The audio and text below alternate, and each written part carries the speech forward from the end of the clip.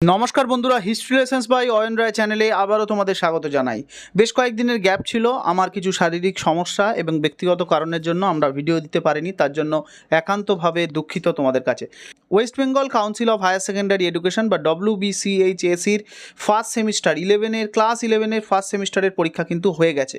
Already বিভিন্ন জায়গায় কিন্তু কিছুদিন আগে পর্যন্ত পরীক্ষা চলছিল। তোমরা সবাই জানো যে পশ্চিমবঙ্গের পশ্চিমের দিকের বেশিরভাগ এলাকায় বন্যা অধ্যুষিত হওয়ায় সেখানে কিন্তু পরীক্ষা অনেক দেরিতে আয়োজন করা হয়েছে, যার ফলস্বরূপ কিছুদিন আগে পর্যন্ত পরীক্ষা হয়েছে। তবে আশা করা যায় এখন পর্যন্ত ওয়েস্ট বেঙ্গলের প্রায় সব জায়গায় পরীক্ষা শেষ। তোমরা প্রত্যেকেই সেকেন্ড সেমিস্টারের জন্য অধীর আগ্রহে অপেক্ষা করছো। অনেক জায়গায় তোমরা বই কিনে ফেলেছো, অনেক জায়গায় ক্লাস শুরু হয়ে গিয়েছে, অনেক জায়গায় আবার কিন্তু পুজোর পর থেকে ক্লাস শুরু হবে। তবে তোমাদের পরীক্ষার রুটিন কিন্তু ইতিমধ্যে দিয়ে দেওয়া হয়ে গিয়েছিল। আগের সেমিস্টারে অর্থাৎ ফার্স্ট সেমিস্টারের সময় কিন্তু রুটিন দেওয়া হয়ে গিয়েছে। সেকেন্ড সেমিস্টারে পরীক্ষা কোন সময় নাগাদ হওয়ার সম্ভাবনা আছে সে সম্পর্কে কিন্তু অলরেডি বলে দেওয়া হয়েছে, যা আমাদের চ্যানেলেও কিন্তু ইতিমধ্যে আপলোড করা আছে। তোমরা চাইলে দেখে নাও, তার লিঙ্ক আমরা ডেসক্রিপশনে দিয়ে দেবো, সেখান থেকেও চেক করে নিতে পারো। আজকে আমরা আলোচনা করব West Bengal Council of Higher Secondary বা উচ্চ মাধ্যমিক শিক্ষা সংসদের ক্লাস 11-এর সেমিস্টার 2 বা দ্বিতীয় সেমিস্টারের যে পরীক্ষা তার রুটিন এবং তার কি কি সিলেবাস আছে, তার নাম্বার ডিভিশন কী, সমস্ত বিষয়ে আজকে একটা গুরুত্বপূর্ণ আলোচনা হবে এই ভিডিওতে। আশা করি এই ভিডিওটা অনেক বেশি উপকারে লাগবে, তাই শেষ পর্যন্ত ভিডিওর সঙ্গে থাকবে। যারা এখনও পর্যন্ত আমাদের চ্যানেলে নতুন, অবশ্যই আমাদের channel history lessons by Ayan রায়কে সাবস্ক্রাইব করতে একদম ভুলবে না, আর পাশের বেল আইকনটাকে প্রেস করে দেবে যাতে গুরুত্বপূর্ণ আপডেটগুলো সবার প্রথম তোমার কাছে পৌঁছে যায়। দেখো, প্রথমে আমরা আজকের এই ভিডিওতে আমরা ক্লাস 11-এর সেকেন্ড সেমিস্টারের বাংলা বিষয়ের যে নাম্বার ডিভিশন বা নাম্বার প্যাটার্ন সে সম্পর্কে আলোচনা করব। প্রথমেই আমরা বলে দিই যে তোমাদের ক্লাস 11-এ আগে যে পদ্ধতিতে পরীক্ষা হতো সেখানে মোট 80 নাম্বারের পরীক্ষা হতো, 20 নাম্বার হতো প্র্যাকটিক্যাল বা প্রজেক্ট। কিন্তু এবারে তোমাদের দুটি ধাপে পরীক্ষা হচ্ছে, অর্থাৎ প্রথম সেমিস্টারে 40 নাম্বার এবং 10 নাম্বার প্রজেক্ট, এবং সেকেন্ড সেমিস্টারে 40 নাম্বারের পরীক্ষা এবং তার 10 নাম্বারের প্রজেক্ট। অর্থাৎ এইভাবে মোট 100 নাম্বারের পরীক্ষা তোমাদের নাম্বার নির্ধারিত হবে, এবং সেই নাম্বার কিন্তু অলরেডি উচ্চ মাধ্যমিক শিক্ষা সংসদের পক্ষ থেকে যেটা বলা হয়েছিল আগে, যে এই নাম্বারটি অর্থাৎ প্রথম সেমিস্টারের নাম্বার কে কত পেয়েছো বা কোন স্কুলের কোন ছাত্রছাত্রীরা কত নাম্বার পেয়েছো সমস্তটাই ওয়েস্ট বেঙ্গল কাউন্সিলের যে হায়ার সেকেন্ডারি এডুকেশনের যে পোর্টাল সেখানে আপলোড করতে হবে।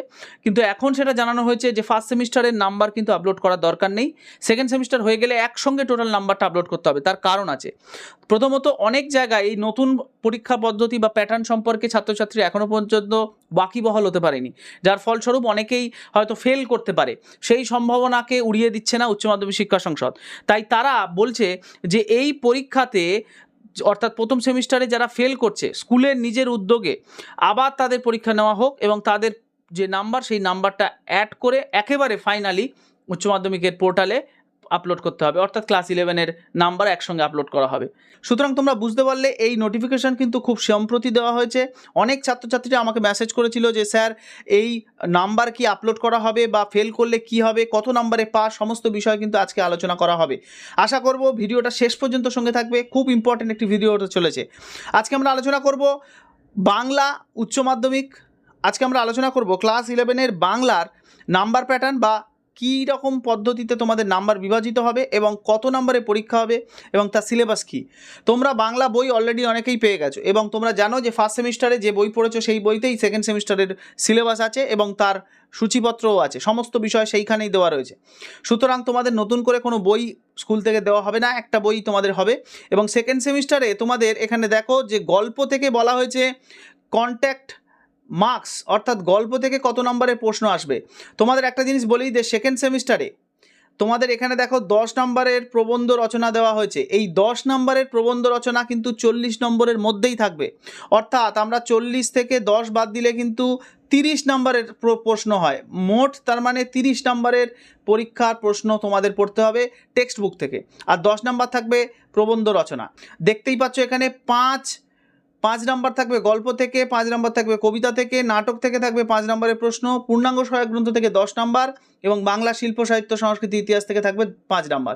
এইভাবে 15, 15, 30 এই 30 নাম্বারের প্রশ্ন থাকবে মোট টেক্সট বুক এবং সহায়ক যে বই সেই বইটি থেকে, আর প্রবন্ধ রচনা থাকবে 10 নাম্বার। সুতরাং তোমরা একটা জিনিস মাথায় রাখো যে এই 30 নাম্বারের পরীক্ষার প্রশ্নে কিন্তু খুব বড় কোনো প্রশ্ন বা বড় নাম্বারের প্রশ্ন দেওয়ার কোনো অপশান থাকছে না। সুতরাং প্রশ্ন কিন্তু ভেঙে ভেঙে আসবে, অর্থাৎ 2 নম্বরের প্রশ্ন, 3 নম্বরের প্রশ্ন, এইভাবেই তোমাদের প্রশ্ন আসতে পারে। এবং মডেল কোশ্চেন কিন্তু অলরেডি পাবলিশ করা হয়েছে, সেই মডেল কোশ্চেন নিয়ে আরেকটি ভিডিও আমরা আপলোড করে দেবো খুব শীঘ্রই। বিভিন্ন বিষয়ের মডেল প্রশ্ন কিন্তু উচ্চ মাধ্যমিক শিক্ষা সংসদের পক্ষ থেকে আপলোড করে দেওয়া হয়েছে এবং সেই মডেল কোশ্চেন অনুসারেই কিন্তু স্কুলগুলি তাদের প্রশ্ন করবে। এবং এর পাশাপাশি আমরা আলোচনা করে দেবো যে সেকেন্ড সেমিস্টারে কী ধরনের টেক্সট বুক তোমাদের পড়তে হবে। যেমন দেখো, গল্প থেকে এখানে বলা হয়েছে সেকেন্ড সেমিস্টারে ছুটি আছে, রবীন্দ্রনাথ ঠাকুরের ছুটি এবং তেলেনাপোতা আবিষ্কার, এই দুটি গল্প আছে, এই দুটি থেকে 5 নম্বরের মাত্র প্রশ্ন আসবে। এরপরে আমরা কবিতায় চলে যাব। কবিতা থেকে দেখো 3টি কবিতা দেওয়া আছে, একটা হচ্ছে ভাব সম্মিলন, লালন ফকিরের গান এবং নুন, এই 3টি গল্প কবিতা থেকে 5 নম্বরের প্রশ্ন আসবে। নাটক হচ্ছে আগুন, বিজন ভট্টাচার্যের, এখান থেকেও 5 নম্বরের প্রশ্ন আসবে। এরপরে আমরা চলে যাচ্ছি পূর্ণাঙ্গ সহায়ক গ্রন্থ, এই পূর্ণাঙ্গ সহায়ক গ্রন্থ থেকে 10 নম্বরের প্রশ্ন আসবে। এবং সব শেষে বাঙালি শিল্প বা বাংলা শিল্প সাহিত্য সংস্কৃতি ইতিহাস, এখান থেকে থাকবে মোটে 5 নম্বরের প্রশ্ন।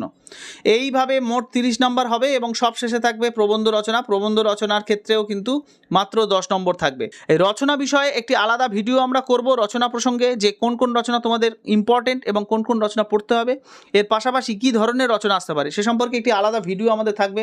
খুব সম্প্রতি সেই ভিডিও নিয়ে আমরা উপস্থিত হব এবং তার পাশাপাশি কমন কিছু রচনাও আমরা তোমাদের সঙ্গে আলোচনা করে দেবো। এর পাশাপাশি যদি কোনো বিষয়ে কোনো সমস্যা থাকে অবশ্যই আমাদের কমেন্ট সেকশনে কমেন্ট করবে। আর যারা এখনও পর্যন্ত আমাদের চ্যানেলে নতুন, অবশ্যই হিস্ট্রি লেসন্স বাই অয়ন রায়কে সাবস্ক্রাইব করে নাও, পাশের বেল আইকনটাকে প্রেস করে দাও যাতে সবার প্রথম গুরুত্বপূর্ণ আপডেটগুলো তোমার কাছে পৌঁছে যায়। ততক্ষণ পর্যন্ত সবাই ভালো থেকো, সুস্থ থেকো। পরের ভিডিও খুব শীঘ্রই নিয়ে আসছি। Thank you.